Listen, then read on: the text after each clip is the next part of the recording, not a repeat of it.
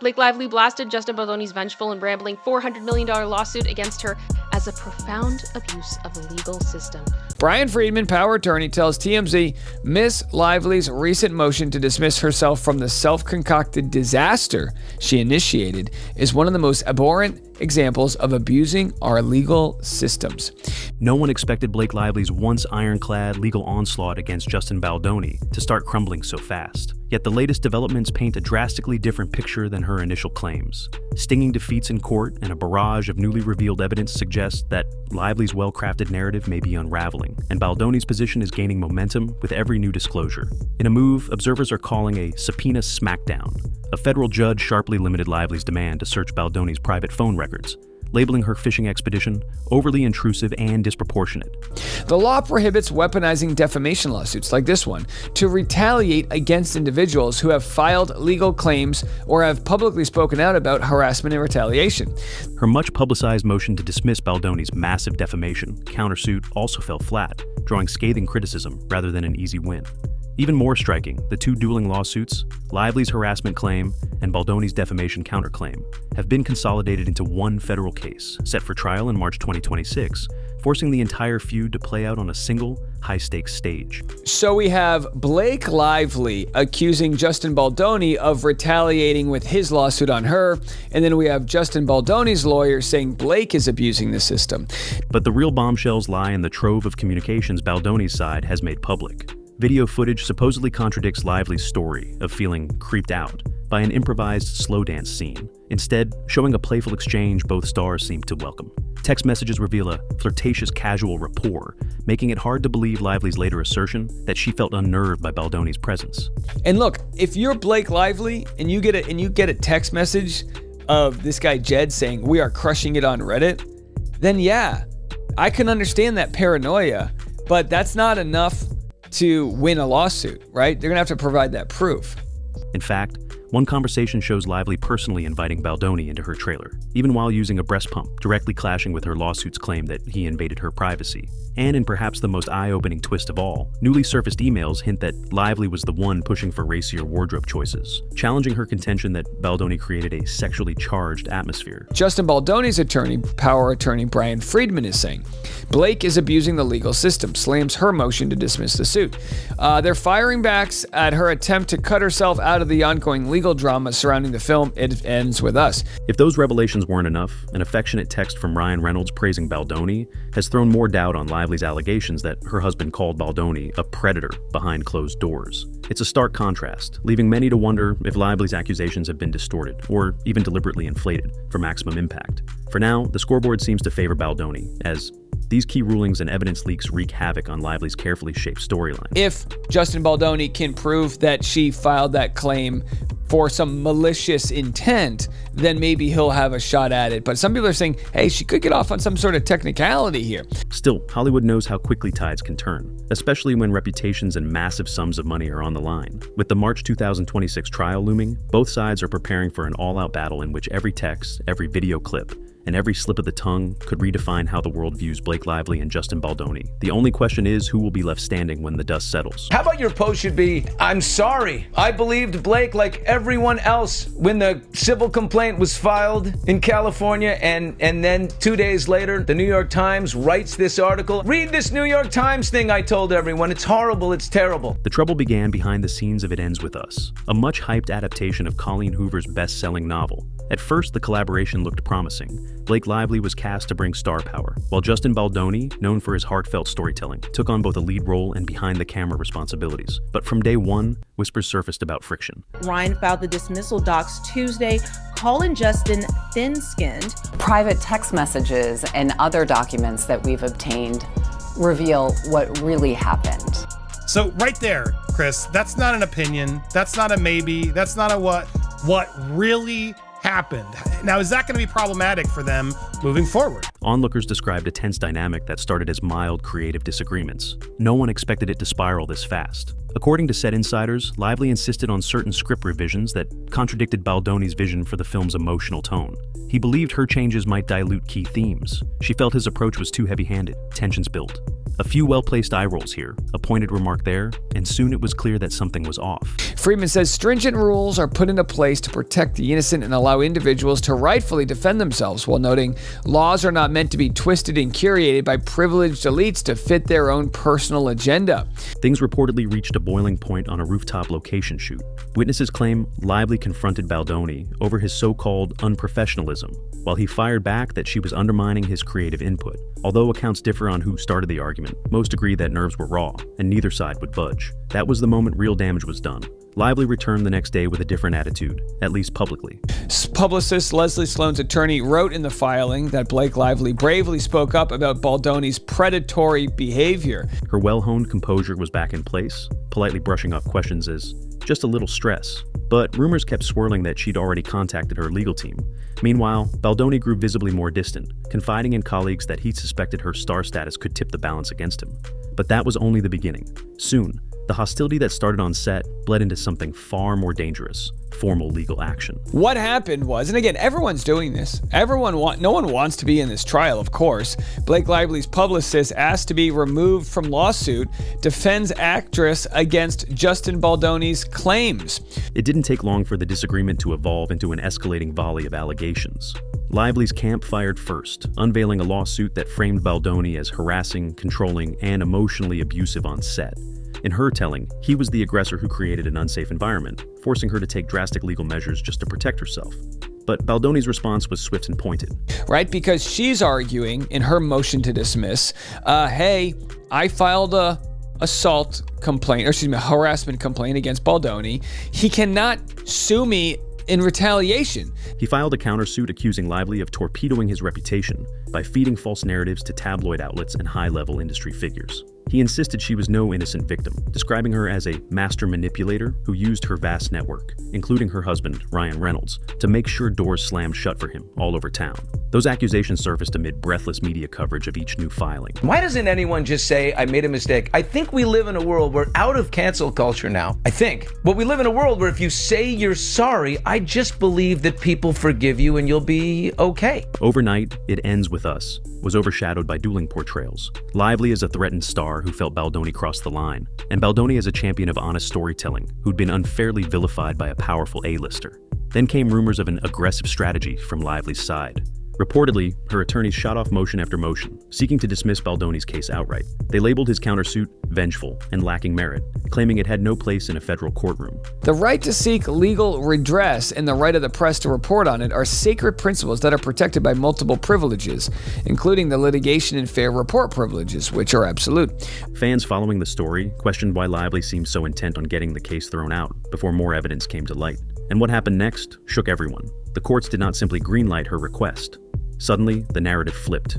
Lively found herself on the defensive, dealing with speculation that she was hiding incriminating evidence. Perhaps something in those rumored text messages that she desperately wanted sealed. After she filed his, and of course, when she filed her lawsuit onto him, obviously, he's going to take a hit from that career-wise. So his response is like, you're defaming me by doing that. And she's saying, well, you can't even respond. Talk of these so-called secret texts caught like wildfire. Baldoni's team hinted they'd uncovered private messages that could prove a coordinated smear campaign orchestrated by Lively. She fought back by demanding the court seal them, claiming they were irrelevant and would only harm innocent parties if released. At first glance, that argument sounded plausible. After all, celebrities often guard their personal communications fiercely, especially when they include offhand gossip or unrelated chatter about A-list friends. We're very used to seeing like a Blake, right? She's very unkind to reporters, and genuinely I think that there's just a lack of a better word there. She seems to hate the press junkets over the years. She barely seems to enjoy her fans. She kind of thinks that she's above her fans, thinks she's above the press, and is just always rude. But as more leaks emerged, critics pointed out that Lively's frantic push to hide these texts looked suspicious. If there was really nothing damning, why not let them go public and swiftly discredit Baldoni's allegations? Speculation only intensified when Ryan Reynolds' name entered the fray. Whispers suggested that he'd privately referred to Baldoni as a predator, feeding blacklisting rumors through top agencies. The Wayfair Party's vengeful and rambling lawsuit against Blake Lively is a profound abuse of the legal process that has no place in federal court. Though no hard proof came to light immediately, The mere hint that a superstar like Reynolds might be meddling in a Hollywood blacklist sent fans into a frenzy. Were these text messages the key to revealing how far Lively and Reynolds had gone to undermine Baldoni's career? Meanwhile, Lively's legal team insisted she was simply protecting her privacy and the privacy of other big-name friends. So what was Blake doing last year instead of being at the Met Gala? You guessed it. Too busy hijacking Justin Baldoni's film, because May 3rd to May 8th, we are confirmed she was definitely in the editing bay trying to give us her cut of It Ends With Us. They cast Baldoni as a resentful figure who'd do anything for a chance at redemption, including digging up personal dirt to manipulate public opinion. But that wasn't the whole story. New voices chimed in, from crew members who claimed Lively's on-set behavior was far from the gracious persona she displayed in interviews. The public's image of Blake Lively started to change, slowly at first, but with increasing momentum as each new rumor surfaced. Brian Friedman, power attorney, tells TMZ Miss Lively's recent motion to dismiss herself from the self-concocted disaster she initiated is one of the most abhorrent examples of abusing our legal systems. In the early days of the scandal, most fans naturally sided with Lively. She was a beloved star, celebrated for her fashion sense, her comedic timing, and her picture-perfect family. Baldoni, though well-liked by his fans, didn't match her level of universal familiarity. It seemed easier to assume he was the antagonist in an industry story of a woman defending herself from an overbearing colleague. It seemed like she was very nervous about medical records being revealed, and it seemed very evident that her lawyers were instructed to ensure that her celebrity relationships, third party, all that stuff was off the table, is what I felt. And here's a story for you. Lively versus Baldoni. How right-wing influencers are weaponizing the fight to take down #MeToo. But then the cracks began to show. A UK-based documentary, He Said, She Said, Blake Lively versus Justin Baldoni, fueled the fire, painting Lively not just as a victim, but also as a cunning operator who might have used her A-list credentials to manipulate narratives. Suddenly, social media threads were filled with people questioning her motives. If she had nothing to hide, why push so hard to shut down the conversation? So their argument is, you're not allowed to sue us back because we filed this harassment suit. Behind the scenes, legal analysts weighed in, pointing out that if Baldoni could prove even a fraction of his blacklisting and defamation claims, the case would become nearly impossible for Lively to dismiss early. Observers noted that calling his lawsuit rambling or vengeful didn't address whether her side really orchestrated the damaging rumors he described. So then we keep walking, and this guy says to me, "Oh, hey, Bethany, you know Justin. He was on your podcast." And he's in this one line, and we say hello to each other. I didn't remember who he was. I don't know why. But we say hello to each other. He was very nice. I think he was wearing purple. And he's in this one theater. And then we think this, we saw him, so we're just going into the theater. Not usually, always, unless it's a weird different screenings, the premiere is in one giant theater, and there might be like an overflow theater, okay? As the tide turned, an army of new Baldoni supporters emerged, passionately posting that he'd been a sincere advocate for positive change, now being punished by a bigger star with powerful connections. Lively's most dedicated fans countered that Baldoni's claims were just speculation, with no proof. But online polls and comments sections started to show a noticeable shift. More and more people were wondering if Lively's perfect image might be just that, an image. And what happened next would shock viewers. I'm going to get into what Justin Baldoni's lawyer had to say and what Blake's team is saying, because every day there's more to the drama, and I'm going to get into all of this happening next. Lively filed a motion so sweeping that even dedicated industry watchers called it a panic move. Her request to dismiss Baldoni's suit entirely, label it as retaliation, and keep certain text messages under lock and key only added fuel to the rumors that something explosive was being hidden. Lively's latest legal gambit raised the stakes dramatically. She had, we don't know why she didn't attend. I'm sure if I dug through the receipts, we could figure out why. Now, 2023, Blake confirmed she wouldn't attend, stating she'd be watching from home instead. She had given birth to her fourth child with Ryan Reynolds earlier that year, exact date unconfirmed. But she argued that Baldoni's case was purely retaliatory, meant to penalize her for speaking up about alleged mistreatment. In her view, no one should be allowed to sue in response to claims of harassment, especially not in an attempt to spin the narrative or scare the original accuser into silence.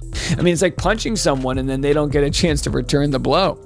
So here's what Justin Baldoni's attorney, power attorney Brian Friedman, is saying. Baldoni's camp fought back, emphasizing the principle that defamation laws exist for a reason. If someone spreads false stories, or, in Baldoni's words, destroys a person's livelihood by fueling malicious rumors, they should be held accountable. He believed that Lively's allegations had gone far beyond a mere statement of discomfort or harassment. In his mind, she'd attempted character assassination on a broad scale, turning powerful allies against him. Legal experts predicted that if the court found even a kernel of validity in Baldoni's claims, Lively's motion to dismiss would fail. The source explained, Blake is unsure about the future of her career because of the backlash she has received. She does not want to have a family with no income, and she knows that Ryan's career has so far survived the fallout. Judges tend to look for any potential genuine issue that might warrant a full trial, especially in high-stakes defamation suits. And with whispers of damning text messages, blacklist phone calls, and potential involvement of key Hollywood insiders, it seemed there was plenty to investigate. Meanwhile, the media circus reached a fever pitch. Tabloid headlines declared Blake Lively in crisis mode, or Justin Baldoni fights back with bombshell evidence. To be quite honest, everyone I meet's Team Blake. I mean, other than Taylor Lorenz. Everyone's Team Justin Baldoni. I got that wrong. Everyone's Team Justin Baldoni. The truth remained murky, but the public was hooked. These two had once been seen as picture perfect. Lively, the radiant icon of comedic and dramatic talent, Baldoni, the heartfelt actor-director championing emotional integrity. Now they were locked in a bitter, labyrinthine war with no end in sight. But that still wasn't everything. TMZ broke the story that Blake filed her motion to dismiss, saying Baldoni violated the law by filing his own lawsuit in the purpose of revenge. Blake says Baldoni filed his defamation suit against her, her husband, and everyone else. Behind the flashy headlines was a gnawing question. If a trial did move forward, what exactly might come to light? And could it forever change the public's perception of both stars? If Lively's motion to dismiss fails, the case barrels toward a full trial, a scenario that sends shivers through many in the industry. Trials can force open the door to a treasure trove of discovery materials, emails, text messages, depositions, and more. But this was around the time she married Ryan Reynolds in September 2012. Wedding planning or personal commitments might have played a role.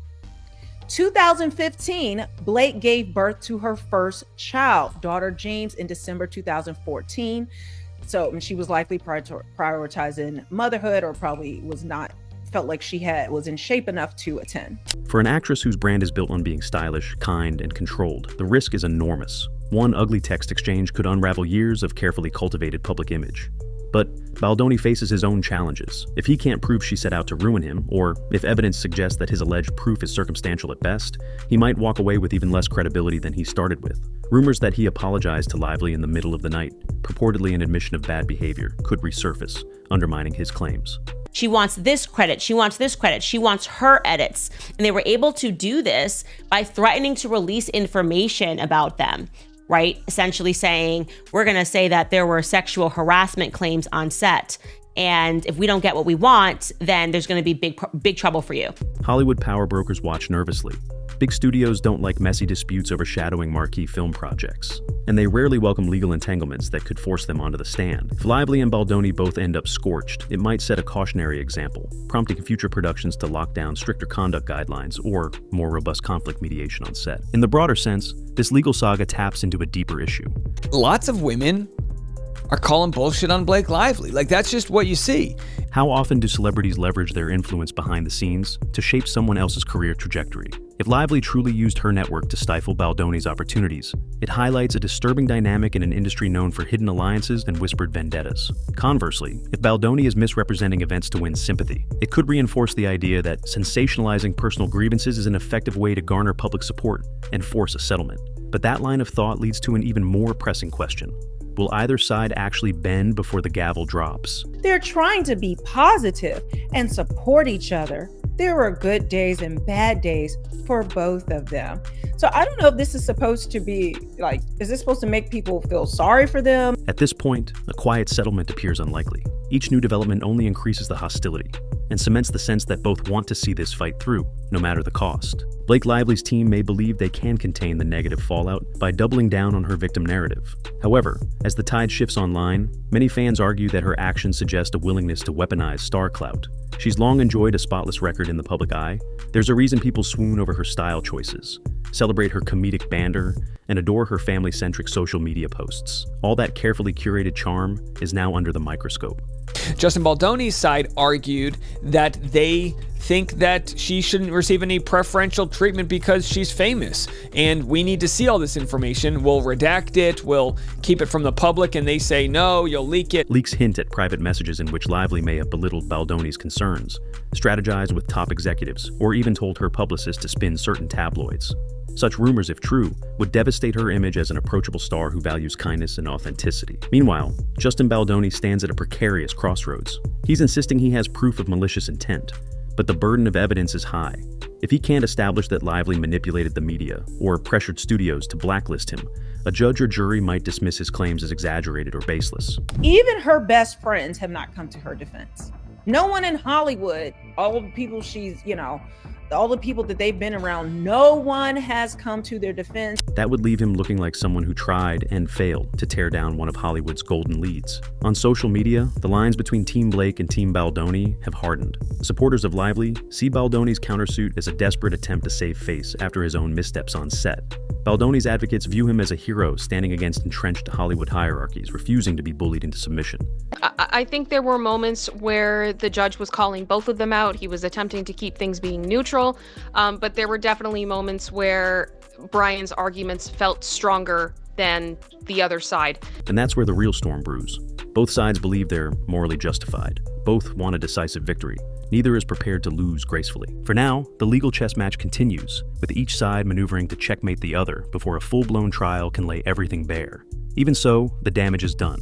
Public opinion is shifting, tabloids are devouring each new rumor, and Hollywood insiders wonder whether the final reveal of sealed text messages might be the tipping point for one or both of their careers. If Lively succeeds in dismissing Baldoni's suit, she could theoretically emerge triumphant, yet the suspicion that she suppressed damning evidence might linger. If Baldoni prevails, the once immaculate image Lively cultivated could suffer a blow from which she'll never fully recover. Worse, if even a fraction of the blacklisting allegations are true, it would confirm a far-reaching Hollywood problem: the ease with which powerful names can smother someone else's future. We don't think we should have to present some of our text messages in discovery with our high-profile clients, that being Taylor Swift and whoever else. Some people say Bradley Cooper and whatever other friends of Blake Lively might get sucked into this. However this ends, it highlights one stark truth. The notion that celebrity feuds are harmless tabloid fodder is a myth. When careers, reputations, and hidden alliances are dragged into the open, the results can reshape not only individual trajectories, but also the entire ecosystem in which they operate.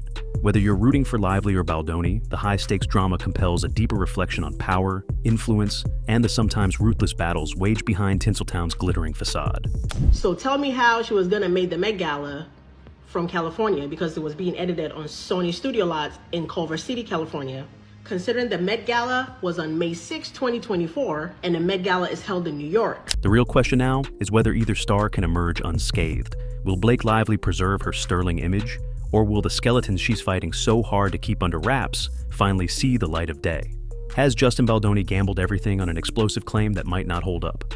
Or is he about to blow the lid off one of Hollywood's best-kept secrets?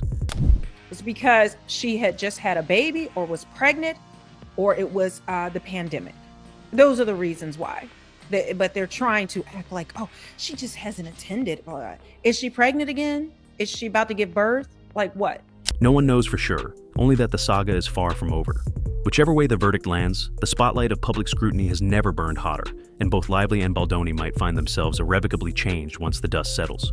Keep watching, because if this drama has taught us anything, it's that when fame and ego collide, nothing is ever truly what it seems, and everyone is waiting to see who, if anyone, walks away with their legacy intact.